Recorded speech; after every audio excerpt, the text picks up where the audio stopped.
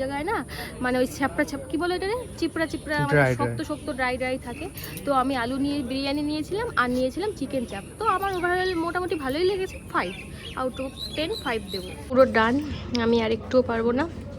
চিকেনটা খাবো কিন্তু ভাত আর একটুও পারবো না, আমাকে নিয়ে আসা একেবারে লস। আমরা চলে এসেছি, পিছনে দেখে নাও।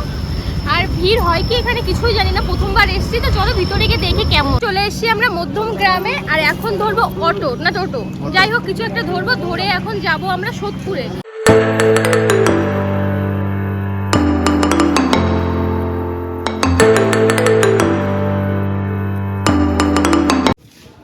ঘাটে যাই আর তোমাদের ঘাটের পরিবেশটা একটু দেখে, কত মানুষ বসে আছে, কত মানুষ স্নান করছে। দুটো বোতল নিয়ে আসলে ভালো করতাম, আমার মা গঙ্গার জল করে, তো এখান থেকে নিয়ে যেতে পারতাম।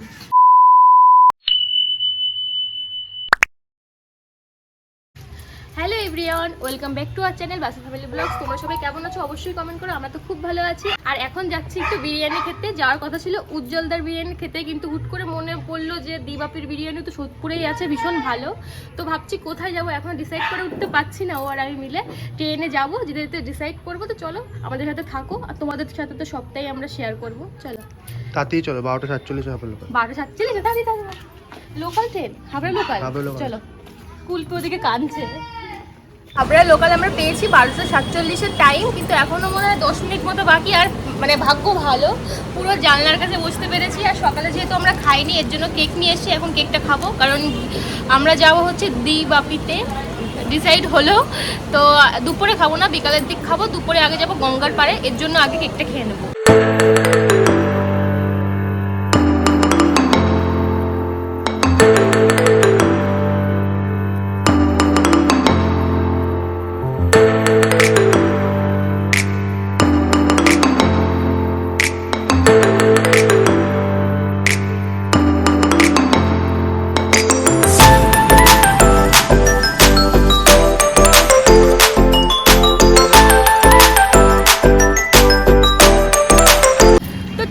আমরা মধ্যম গ্রামে, আর এখন ধরবো অটো না টোটো, যাই হোক কিছু একটা ধরবো, ধরে এখন যাব আমরা সোদপুরে।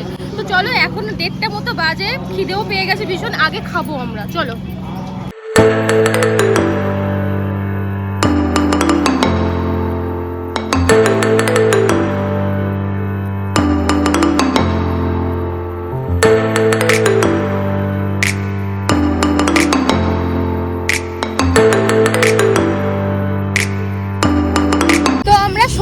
চলে এসছি, আর কিসের একটা সাউন্ড হচ্ছে ভীষণ বাজে, মনে হয় এখানে মাইক ফিট করা, ওটাই।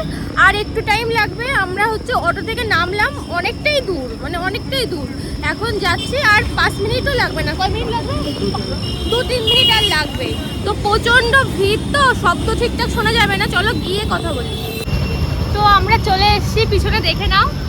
আর ভিড় হয় কি এখানে কিছুই জানি না, প্রথমবার এসছি তো চলো ভিতরে গিয়ে দেখি কেমন। আর এত শব্দ আসছে না, কিচ্ছু শোনা যাচ্ছে না, চলো। তো আমরা উপরে গিয়ে দেখি প্রচণ্ড ভিড়, রবিবার ছিল বলে মনে হয় ভিড়টাও বেশি ছিল। আর আমরা যেখানে ওয়েট করছিলাম ওখানে না জায়গাটা কম হয়ে গেছিলো, ফলে চেঁচামেচি হচ্ছিল অনেক বেশি। তাই পরে আবার ভয়েস ওভারটা দিলাম। তো আমরা দোতলায় ছিলাম, আর এখানে না 2 সাইডে খাওয়ার জায়গা ছিল, একটা ভিতরের সাইডে আর একটা বাইরে রাস্তার সাইডে। আর এটা হচ্ছে ভেতরের সাইডটা। তোমরা যারা সোদপুর দিবাপিতে গেছো তারা তো জানবেই। তো ওখানে অনেকক্ষণ ওয়েট করার পরে আমাদের টাইম আসলো, আর আমরা 2 জন ছিলাম যেহেতু, আমাদের বাইরের সাইডটাই সিট পড়েছিল। তো কি বলবো, এক্সপিরিয়েন্স বেশি একটা ভালো ছিল না, কারণ যেহেতু প্রচণ্ড গরম ছিল, বাইরের সাইডে না হালকা হালকা রোদও আসছিল, তার জন্য গরম লাগছিল ভীষণ। এসিতে অতটা কাজ হচ্ছিল না যেহেতু অনেক লোক থাকে একসাথে। তারপর আমাদের বিরিয়ানিগুলো চলে আসলো, আর আমরা নিয়েছিলাম একটা মাটন বিরিয়ানি, আর একটা আলু বিরিয়ানি, আর একটা ছিল চিকেন চাপ। আর আলু বিরিয়ানি নেওয়ার কারণটা হলো, আমি যে কবার চিকেন বিরিয়ানি নিয়েছি কোথাও গিয়ে, আমার না ছিবড়া ছিবড়া মাংসর পিসই পড়েছে। ধরো দাদা বৌদিতে গিয়েছি যতবার, ততবারই ওরকম হয়েছে। তো মাটন বিরিয়ানির ক্ষেত্রে কোনো প্রবলেম হয় না, কিন্তু চিকেন বিরিয়ানির ক্ষেত্রেই প্রবলেমটা হয়। তো আমি যেহেতু মাটন খাই না, তার জন্য যে কবার আমি চিকেন বিরিয়ানি নিয়েছি না কেন, আমার না ছিবড়া ছিবড়া মাংসের পিসই পড়েছে। তার জন্য আজকের আমি সাহস করে নেইনি। তবে আলু বিরিয়ানিটা ভালো ছিল, আর চিকেন চাপটা অনেক বেশি ভালো ছিল, মাংসটা অনেক ভালো ছিল। কিন্তু আমার একটাই প্রবলেম হচ্ছিল, আমি যেহেতু রোডের সাইডে বসেছি, আমার না রোদ আসছিল মাঝে মাঝে, আর গরমও লাগছিল সেরকম। আর এই দিকে আমার বোন নিয়েছিল মাটন বিরিয়ানি, আর মাটনের সাইজটা তো দেখতেই পাচ্ছ। আমার বর তো এইদিকে সেই স্যাটিসফাইড হয়ে মাংস দিল কামড়, তবে পরে বলল যে মাংসটা হালকা একটু ছিবড়া ছিবড়া ছিল। দেখো সবসময় তো আর এরকমটা হয় না, না হলে তো দোকানটার নাম এত হতোই না, তাই না? গাইস, আমার বিরিয়ানি খেতে আসা একেবারে ভুল। দেখো এতটা রয়েছে কিন্তু আমার পেট ভরে গেছে, আর এদিকে পুরো কমপ্লিট। তো আমার তো পুরো ডান, আমি আর একটুও পারবো না। চিকেনটা খাবো কিন্তু ভাত আর একটুও পারবো না, আমাকে নিয়ে আসা একেবারে লস। তো খাওয়া দাওয়ার পরে আমার তো খাবারটা ও খেতে পারলো না, কারণ ওরও পেট ভরে গেছিলো, তাই পার্সেল করেছিলাম। পার্সেল করে এখন চলে এসেছি কোথায়, 12 মন্দিরের ঘাট। তো আমার দেওর ও ভাই বলে দিয়েছিল যে এই জায়গায় আসার কথা। তো এবার প্রথম আসছি, ভালোই লাগছে। এখানে মনে হয় 12টা মন্দির আছে, চলো তোমাদের ব্যাক ক্যামেরা করে আগে দেখাই।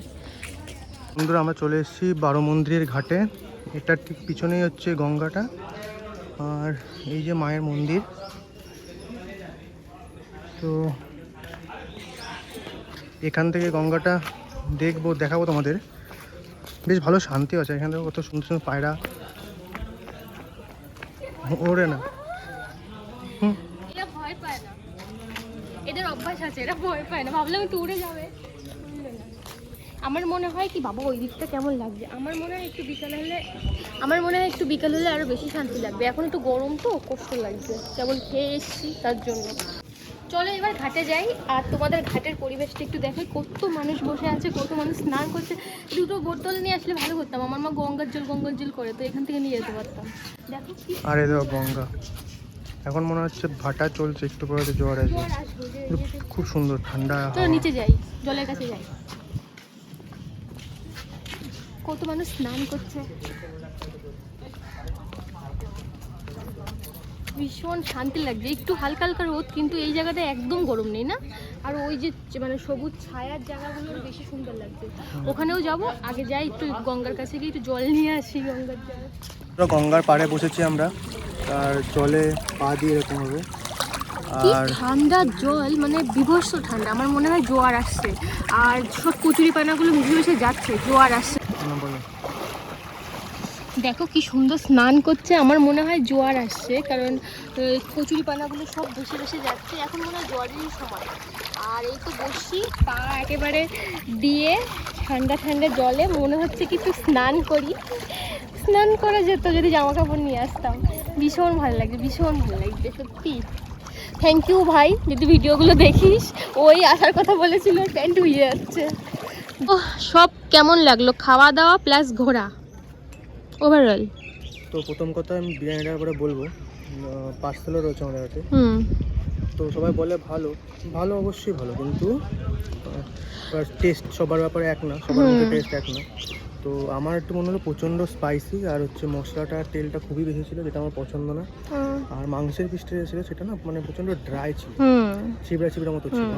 টোটালি আমি যদি বলো যে তুমি আউট অফ 10-এ আমি 3.5 এরকম। 3.5 এত কম? অতটা আমার ভালো লাগে। আমরা যেতে চেয়েছিলাম তো তোমার হয়তো এরকম হতে পারে, হ্যাঁ, কারণ ওই হাড়িটা ভালো হয়নি, বাট কারণ একটা দিন ওরা প্রচুর হাড়ি করে, ওদের প্রচুর সেল। আর যা ভিড়, তা তো দেখালাম তোমাদের। ওখানে ভয়েস ওভারটা দিতে পারিনি, ওখানে কথা বলতে পারিনি। তো পরে ভয়েস ওভার দিয়ে দেবো, কারণ ওখানে প্রচণ্ড ভিড় ছিল তো, আর জায়গাও কম ছিল, তাই না? আর সেই জন্য বলছি ডিএপি অবশ্যই ভালো নিশ্চয়ই, নাহলে এত বড় ব্র্যান্ড হতো না কলকাতার মধ্যে। তো কিন্তু হয়তো পার্টিকুলার ওই হাড়িটা কিংবা আমার টেস্টটা হয়তো ভালো না বা সেরকম কিছু, কিন্তু কারণ আমার ক্ষেত্রে ভালো লাগেনি। কারণ এর থেকে আমি দাদা বৌদি বিরিয়ানিটাও ভালো, বেশ ভালো। তাছাড়াও অন্য অনেক ছোটোখাটো বিরিয়ানিও খেয়েছি, সেগুলো অনেক ভালো, সেগুলোকে কম্পিটিশন দেওয়ার মতো। ওকে, বলো তোমার কেমন লাগলো আজকে সারাদিনটার বিরিয়ানি ব্যাপারে, খাবার দাবার? প্রথমে সারাদিনের কথা বলি। সারাদিন ওভারঅল ভালোই গেল, কিন্তু আমার লাস্টে এখন দাঁড়িয়ে প্রচণ্ড জল পিপাসা পাচ্ছে। এখান থেকে গিয়ে আগে দোকান পেলাম না, এখান থেকে গিয়ে আগে কোল্ড ড্রিঙ্কস বা জল খাবো।